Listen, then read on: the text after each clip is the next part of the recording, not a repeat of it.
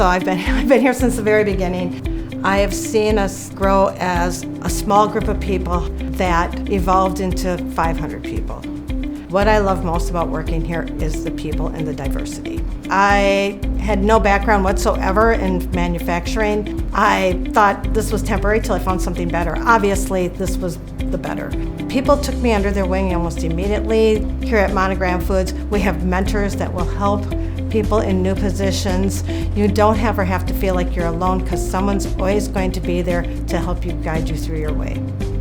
Monogram saw that I had an interest in PLCs and instrumentations, so they offered me the opportunity to go ahead and complete some of that training, do some more research, grow myself while I'm here on the clock at work, not outside of work. That just is a testament to, we don't necessarily care about our bottom numbers, we care about you as an employee and growing. I always tell everybody that starts here, don't ever worry, you'll always have work.